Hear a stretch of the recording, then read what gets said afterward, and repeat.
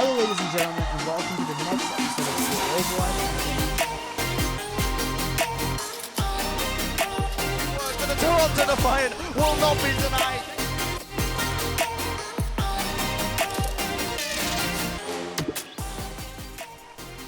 Hello, and welcome to another episode of CAOverwatch. We took a week off last week, but you know what?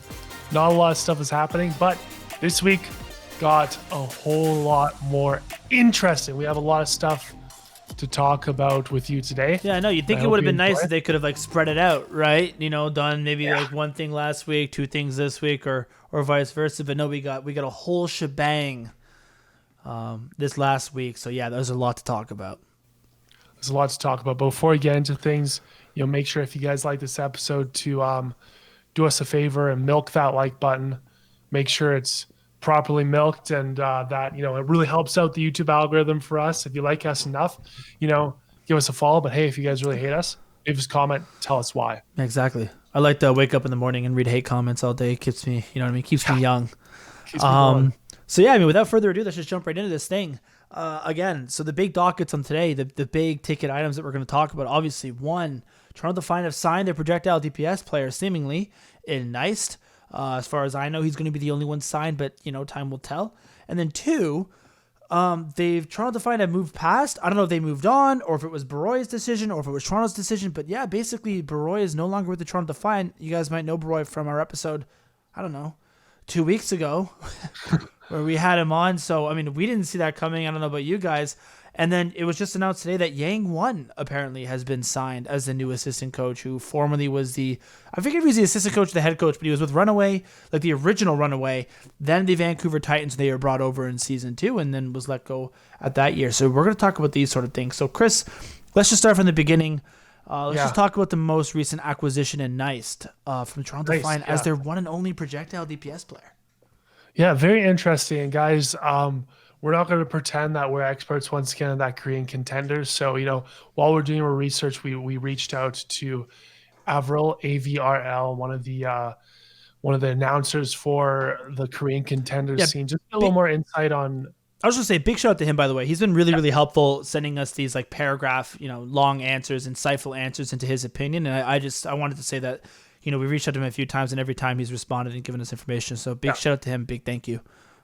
Big thank you to him. So what we're going to do is I'm just going to read out what he said to us, then we're going to kind of supplement it with some of our analysis from the research and the VOD reviews that we've done. So I'll just read that out to you guys right now. So NASA's being kind of held back a bit in T1. That roster has really struggled this year to make any results outside of the one good showing really early on this year. NASA was one of the better parts of T1 this year.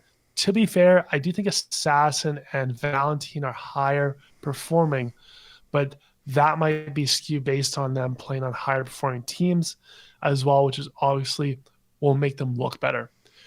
Assassin genuinely has massive carry potential on Runaway though.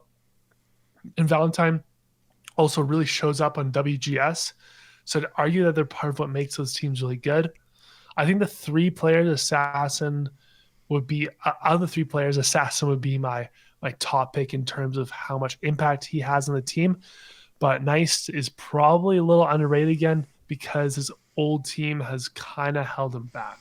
Yeah, it's funny because I swear at the beginning of the show, you're like, how do I pronounce it? And I was like, oh, it's pronounced Na1st. And you come off here saying Na1st. And you fix it at the end. You said Na1st, but yeah, it is Na1st. But yeah, very interesting opinions from somebody like him because I think for the most part, Na1st was sort of this prodigy, right? A lot of people had him really, really high on their list. Not last year, but the year before when he was playing on Fusion University, obviously, when he was underage. It seemed like he was the top of a lot of people's lists for a very long time. And then this past season, he just had an extremely underwhelming, disappointing season. And it seemed to really bring down the hype train that is Na1st because I think if you had told people, a year ago that Toronto Defiant would be signing Na1st, they'd be up in arms. They'd be super excited. They'd be pumped. But seemingly that is no longer the case. And I think that's what makes this such an interesting signing. Because it's weird that when someone's 16, 17 years old, for them to perform as well as, he did back in 2018 and 2019 against what you could argue was greater competition, right? Remind you, when he was popping off on Fusion University in 2018, 2019, he wasn't popping off against some of the cohorts, that we have today, and there's no disrespect to that Korean contenders cohort. But if you look at the rookies who were brought in last year, there's some extremely talented players. Like when he was popping up against Krong, Hanbin, Exi, Doha, Sparkle, oh my God, Glister, right? Like the list goes on and on about the amount of rookies who sort of came in from last year in the Korean contenders and how strong that cohort was.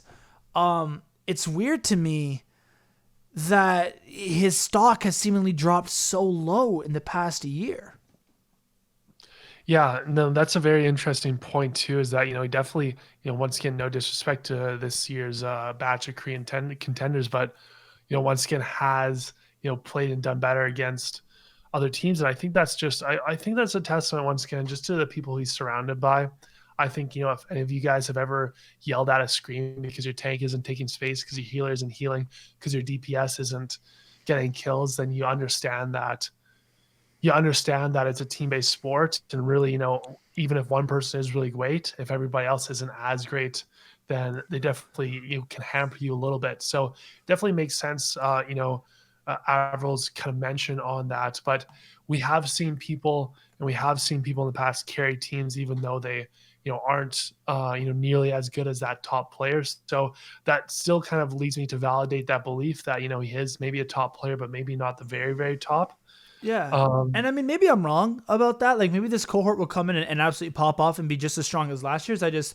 My understanding, again, I don't watch Korean contenders, is that it's not as strong of a rookie class as maybe it was, the previous year. But like, you're right. Like to me, it just seemed, when I had thought of the projectile DPS players potentially I wanted to see, and there's a reason why I sent those specific names in Assassin and Valentine to AVRL, because those were sort of the names that stood out to me at the top of the list of people you want to look for.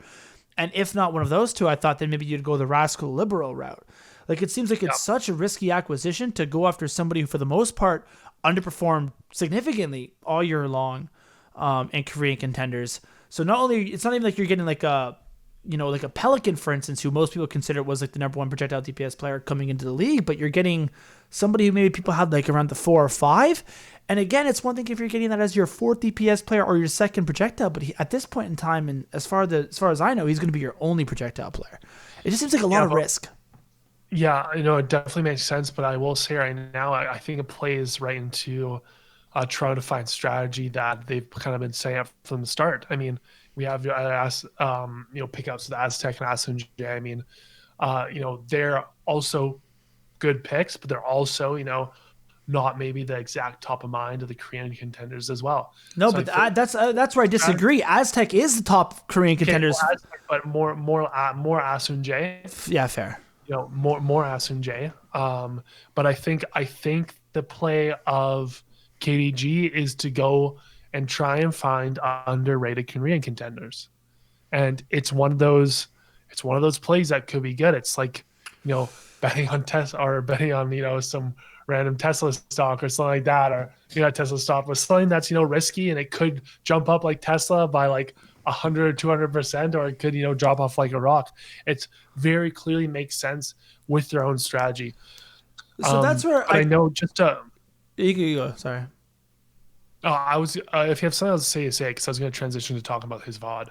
No, yeah, I was just going to say, but that's where I kind of agree with you. Like this is it's very clearly a risky play. It's very clearly a gamble that you really want to pay off. And on some points, I don't know if I agree with it, because again, I don't know if he was the best gamble. Like I think you could have potentially gambled on like Assassin and had a potential higher payout, but there is something to be said about taking a gamble on a prospect like this. So I'm going to quickly go through the sort of my thought process here, and sort of two things. The first of which being, it is important to note, and you mentioned this earlier, that he wasn't on the best team. When you looked at the T1 roster from before, the tank line doesn't scream at you, right? Like they looked pretty good early on when QOQ was on that roster. Then once QOQ was no longer there, that's when they sort of started to suffer, right? The support line I don't think was an elite support line of Korean contenders, and I don't think by the end of the year the tank line was either. So it is sort of unreasonable to expect a DPS setup, because I do think Perfect is actually really good, but Perfect and Nice and they have one more side tracker, I think it was, to really pop off and show what they're worth, when again I would consider their tank line one of the weaker ones in Korean contenders, as well as the support line. So it's important to note that like the team itself wasn't great, and it is really, really hard to stand out, especially as a DPS player when you can't have the space created for you in in a team environment like that. So I want to put that out there because when we've seen him on a good team, he's popped off, right? When we saw him with Bernard and Beast and Alarm, right? And Karkar, and some of those players aren't even that elite, but just some elite players like Bernard and Alarm, we've seen what he's capable of. And obviously KDG has history with Alarm, played on Fusion University. He obviously has, that was their parent company. Like he has that experience. So that's one thing worth noting. The other thing worth noting is some people I know wanted Ivy. I think some people wanted Libero or Rascal. And more specifically, I think Ivy was a big one that we wanted ourselves and that a lot of people in the community wanted. And I want to proposition this to you guys where I think if our team was, let's say our starting three was Sato, Hisu, and Ivy. We've seen Philadelphia Fusion last year, right? While they were a good team, they didn't win the championship. And I think if you looked at the starting three of Sato, Hisu, and Ivy, you would then have to somehow improve your off-tank and support line of Fury, Funny Astro, and Alarm. And that's no disrespect to Michelle, Ansunje, and Aztec, but I don't think they necessarily are upgrades over their predecessors, right? So I feel like you would have sort of capped yourself by trying to build around those three, because you could argue that those three was, not as spectacular as the other three that I just mentioned at their specific roles, and I didn't even mention Carpe. So I think by adding somebody like Nice, you add a little bit more of like that like rookie young blood, that hunger, and that high ceiling upside that could potentially bring this roster into a little bit more of like a higher ceiling, even though I think it's way more unlikely to reach that ceiling than if you had brought on somebody like Libero or Rascal or Ivy. And KDG actually mentioned that in his YouTube video where he talked about untapped potential. So that's sort of my rant before we get into VODs. I know that was a little bit long in the tooth, but I do think that it was important to recognize that like this could work. I don't think it's the move I would have made. I would have rather something a little bit safer like Libero or Rascal. But in a world, it really can pop off. Yeah, let's then briefly touch on VODs because I think we've kind of talked about Nice. Yeah. Almost messed that up again. Nice for a little bit now. I mean, when it came to Nice, fudge. Come on, Chris. It's literally Nice with a T. It's not that hard. It's nice. Nice. I think. At least. I hope I'm not wrong. Yeah. When we were watching Nice, I think like his direct matchup was Valentine, and we didn't see a heck of a lot of VOD of him. But when we were watching VOD, it wasn't seemed like he was completely outmatched by Valentine, which is good to see. I mean, we don't have a massive sample size, and I'm going to take Alpha's word over mine any day. But he didn't seem to do too bad. And I also like to mention this. I know it's not a direct comparison, so guys take it as you will, but he was doing well in a matchup against IM37, and that's another person who has been picked up by the Boston Uprising. It's been an owl before, so it's just nice to have at least some of that validation on my side, even if it's comparing apples versus oranges. Yeah, you just mean like, and again, like his FAR could play around IM37 sight lines, and when he was the Tracer, he could harass his Ashe and like get picks, and when he was Sombra, he could harass his Ashe and get picks. Like I know what you're trying to say. You're trying to say that he went up against like Overwatch League talent. That's been proven from we've seen him in the Overwatch League before, and I know he did well. Like he performed well, and there was definitely moments throughout that VOD, and I watched one more after that where he did pop off. But again, I do think the team and again the coaching staff I think of T1 isn't exactly top tier. So guys, I know it's not the signing maybe some of you wanted, and I don't think it's the signing I necessarily wanted, but this can work, and at the very least, it makes us some like box office. Like to quote Stephen A. Smith. Nice is box office, right? People are talking about this. Like when this team plays next year and Nice is on the field, you bet your ass that there are going to be people watching that team to see how this guy performs because he does have such a long history and he just turned 18. And again, when we've seen it, his peaks are high. So I'm excited, just a little worried, but excited. Yeah, I agree with that too. So let's move on to talk about the unfortunate loss of Dennis. Yeah, Barroi. That's Barroi / addition of Yang1. Spencer, what are your thoughts? Start us off here. I don't know my thoughts. I was like kind of upset by this, and not like as a fan I'm upset, but there's sometimes where fans are upset, and I try to be like, we're on this podcast, we try to be objective for the most part. Yeah. Like we are fans of the team, but I like to sort of try to take a step back, right? Like people were really upset that Roki left, and I was like, hey guys, like listen, it's okay, right? Like I was a fan of Roki too, but I'm also a fan of like getting really good, like young up and coming main supports. Talent. Exactly. And I don't want to use roster spot on someone who might not play.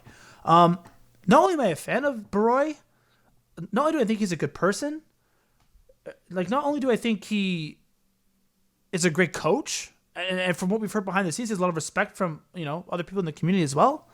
I also think he was like the sort of the face of the franchise. He was the only person here from day one. He was a really great engager in the community. I also don't think that this was handled properly by the organization. It seems like a little shady, and I don't know what happened behind the scenes, and maybe one day we'll reach out to people and ask them sort of the full story, and maybe it wasn't mutual. But for all the work that he put in on the offseason, when we had him on the show 2 weeks ago, I don't think either of us got an inclination that this was going to happen. No. So it seems like it kind of came out of nowhere, and for him to put all this work in establishing the team and then not get an opportunity to coach said team, especially when he like did NA trials essentially all by himself, like I think it's pretty shitty. So yeah, I'm going to add to this, and once again, I try to look at this as objectively as possible. Yeah. So obviously, we're saying from an outside standpoint, we don't know all the details. Yeah, it's important to mention that. We don't know all the details. We are looking at things with the context that we have. So you guys just take that with a grain of salt just from now. Just on optics, the one sketchy part is that it seemed a little weird on optics, just that he got dropped the day before and then looked like he got replaced the day after. But once again, that just could be business. So I don't know if I have an opinion on that. Here's the one thing I'm concerned about. If Toronto Defiant went to off season knowing that they would get rid of him, but didn't get rid of him for the first bit because they had already gotten rid of most of the coaching staff and needed him until they had some other assets in place. Yeah. And didn't communicate that to Barroi. That is a scenario where I think that would be shady. Yeah. Once again, I do not know that. I do not know if that's a thing. I do not know if that happened. Yeah. Maybe there's a clear understanding with Barroi that, hey, we're going to need your help from this, but then we're going to let you move on. Maybe that was a clear understanding. We do not know that. But if there's a situation where, like I said, he didn't know he's going to get let go and was only held on for this period of time because they need to get other things in place before letting him go, then I see that as something being changed. Yeah, because also it doesn't allow Barroi to properly, trial for other teams. There's maybe other teams that would have been able to hire an assistant coach, but this long in the roster building process, that's probably not the case. And also, like, this is not the kind of organization that needs bad press. Like, if anything, they need the exact opposite. They need to start doing some good things. And another, like, quote unquote shady move from this organization as a whole, I don't think is a great look. And again, like, as a fan, I thought Barroi was a good analyst, right? Has a great history in the league with his Winston's Lab.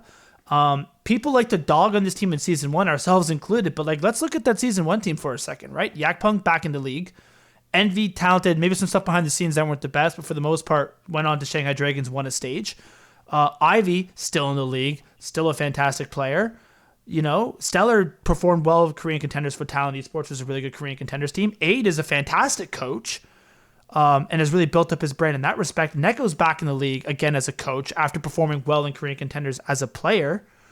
Like let's not act here like he completely botched that season one roster, that there wasn't some real talent there. Yeah, well, I want to just for a second, for the sake of it, I want to briefly challenge you on that, just because from a very, very objective standpoint, we don't really technically know whether or not he was a great analyst.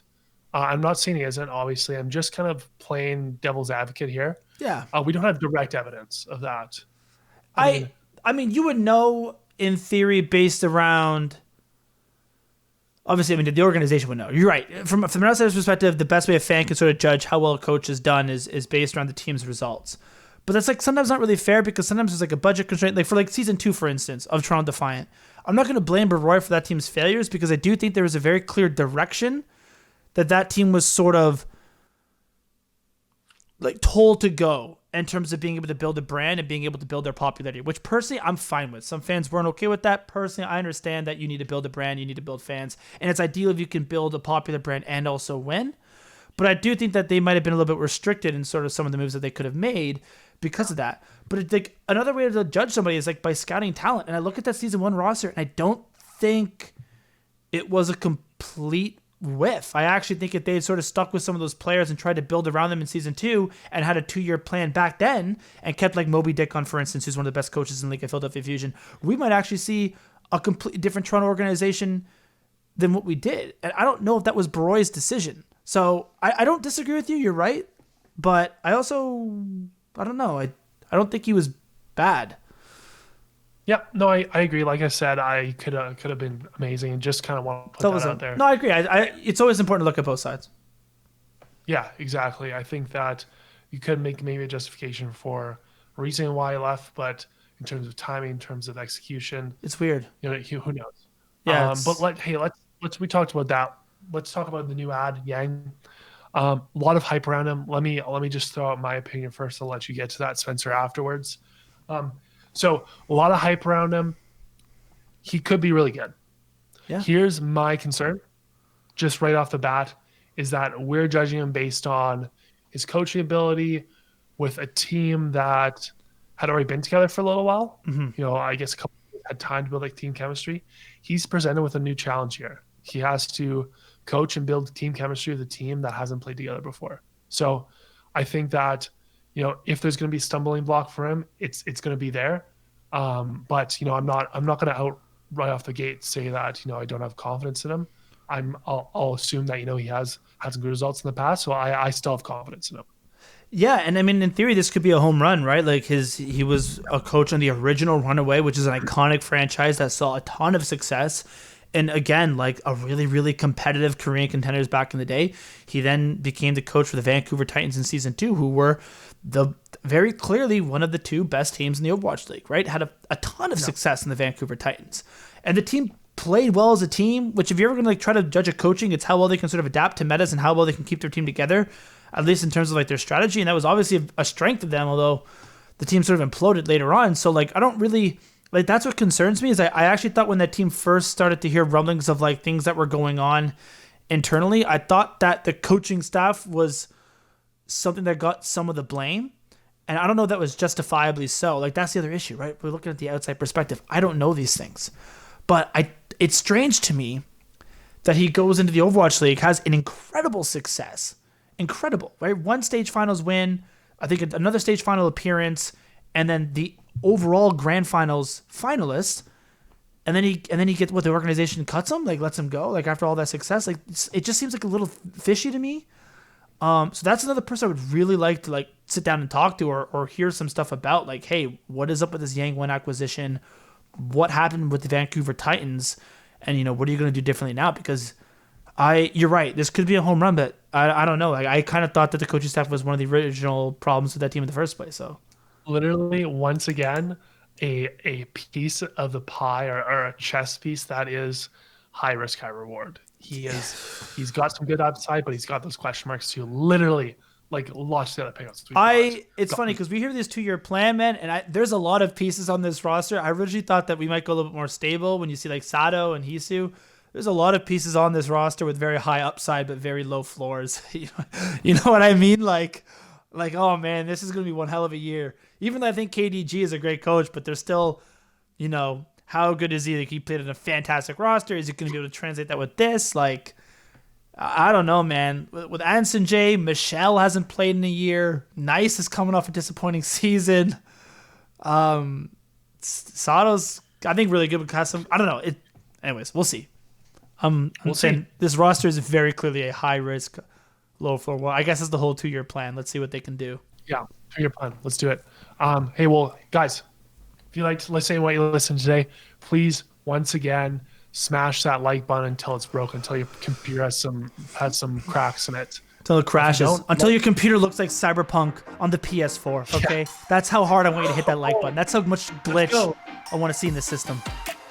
Exactly. And if no you hate refunds, dude, give us your opinion. Throw it down in the comment section. We'll have a chat with you. More than happy to. What do you think of Na1st? What do you think of Barroi leaving? What do you think of Yang1? These are some big topics as a Defiant fan. I'm really curious to see what you guys have to say.